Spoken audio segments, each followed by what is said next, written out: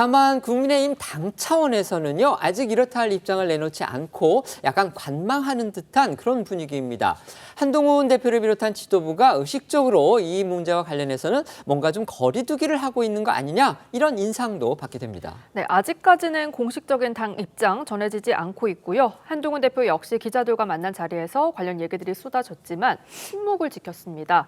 다만 한 대표는 오전에 예정됐던 여론조사 제도 개선 토론회에 참석해서 여론조사가 정치 브로커의 놀이터가 돼선 안 된다고 목소리 높였는데요. 국민의힘은 진작부터 명태균 씨의 사태로 촉발된 여론조사 문제를 바로 잡겠다, 이렇게 의욕을 보여왔습니다. 관련해 한 친한계 인사는 녹취록만 듣고는 정확하게 사실관계 파악이 어렵다. 어떤 맥락에서 나온 얘기인지, 이 대화의 내용이 사실에 기반한 건지부터 대화가 이뤄진 날짜까지 확실히 파악하지 못하는 상황에서 입장 내긴 어렵다는 의견이 나왔고요. 지켜보면서 검토할 사항이다라고 했습니다. 한 대표 모습도 보겠습니다. 여론조사가 정치 브로커와 야심가들의 놀이터나 영업장이 돼서는 안 된다고 생각합니다.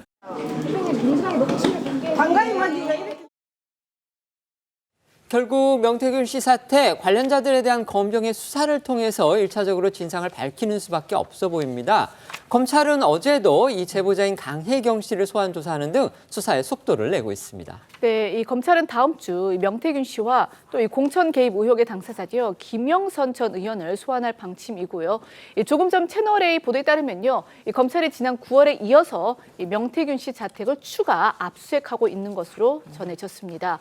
또 이 최초 제보자인 강혜경 씨에 대해서는 그제와 어제 연이틀 조사를 벌였는데요. 검찰은 명 씨가 실시한 그 논란이 됐던 그 여론조사 성격과 자금 조달, 이 경위 등을 어느 정도 파악을 한 것으로 알려졌습니다. 다만 명 씨는요, 일부 언론을 통해서 자신이 구속이 되면 가지고 있는 녹취와 자료를 모두 폭로하겠다, 이렇게 말한 것으로 전해지고 있어서 명 씨 사태의 후폭풍이 얼마나 더 또 어디까지 이어질지에 정치권의 이목이 집중되고 있습니다.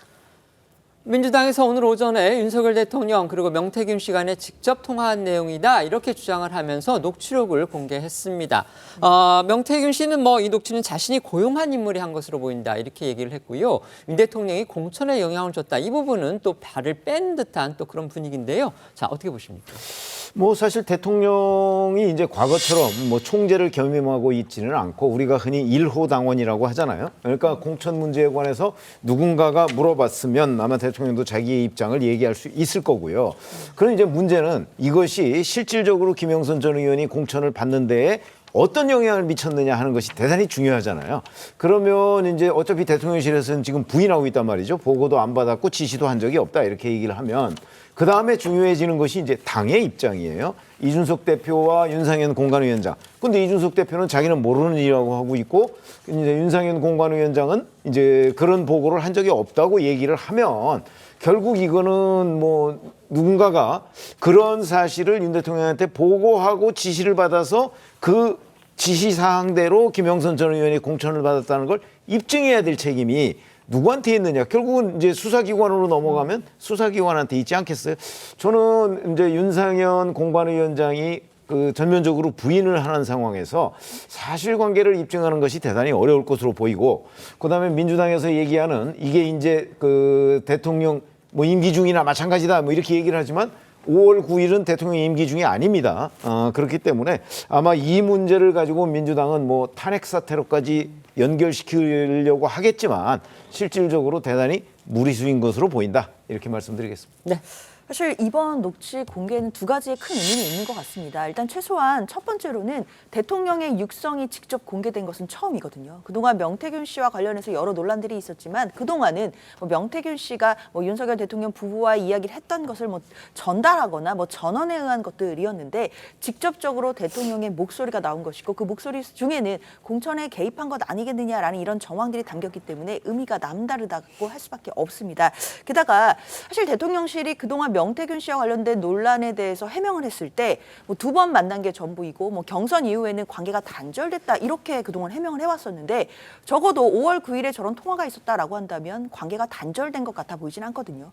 결국 대통령실이 그동안 내놓았던 해명 자체가 거짓이 아닌가 이런 또 생각이 들 수밖에 없습니다. 국민들 입장에서는 마치 양치기 소년처럼 대통령의 해명이 자꾸만 지금 실체관계와 부합되지 않는 모습들을 보여준다라고 한다면 이제 앞으로 어떤 해명이나 반박이 나온다 하더라도 믿기가 어려운 지경에 빠질 수밖에 없거든요. 그렇기 때문에 대통령실은 이제 와서 이것이 아니다라고 그냥 수습하게 극복할 문제는 아닌 것 같고 대통령의 육성이 나온 만큼 왜 이 통화가 나오게 되는지에 대해서 좀 더 구체적이고 그리고 진지하게 해명을 해야 되는 것 아닌가 생각됩니다. 법률가시니까 제가 간단하게 하나만 좀 여쭤볼게요. 아까 이제 그 노종면 의원이 이런 얘기를 했습니다. 이게 아까 우리 최 의원님께서는 이제 5월 9일에 통화가 이루어졌다. 그러니까 결국 그 전에 뭔가 영향을 행사했더라도 그 전인데 그렇다면 그때는 이제 대통령이 아니고 당선인 신분이고 민간인이다. 그렇기 때문에 공직선거법의 규제 대상은 아닐 것이다. 지금 이런 논리입니다. 그런데 아까 노종면 의원이 이렇게 얘기를 했잖아요. 뭐라고 그랬죠? 영향력, 행사의 그 영향이 5월 10일 공천 공식 발표한 그날에 미쳤다고 볼 수가 있다. 그렇다면 5월 10일은 대통령 0시에 대통령으로 취임을 하니까 당연히 공직선거법 대상이 되는 것이다. 지금 이렇게 얘기를 했는데 행위에 영향을 미쳤다는 걸 기준으로 판단을 해야 된다. 이 주장이 타당합니까? 어떻습니까? 아마 제가 이제 법적인 측면에서 좀 선회를 해보자면 5월 9일에는 뭐 그 엄밀히 말하면 민간인 신분이라고 할 수 있기 때문에 공무원의 정치적 중립 의무가 적용되지 않는다고 해석할 수는 있을 것 같아요.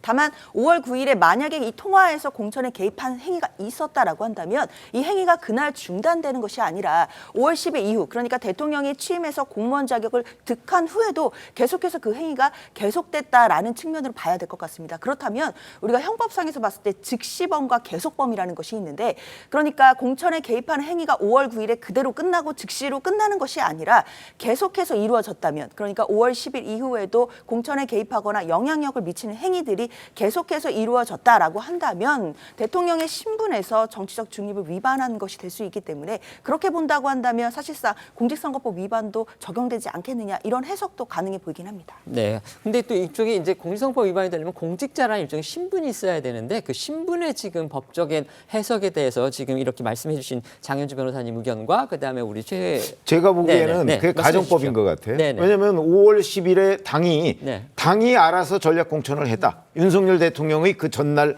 그 뭐 얘기와 무관하게 네네. 그렇게 얘기하면 아무 관련이 없는 거 아닌가요? 그렇습니다. 그래서 이거는 상당한 이론이 있어 보입니다.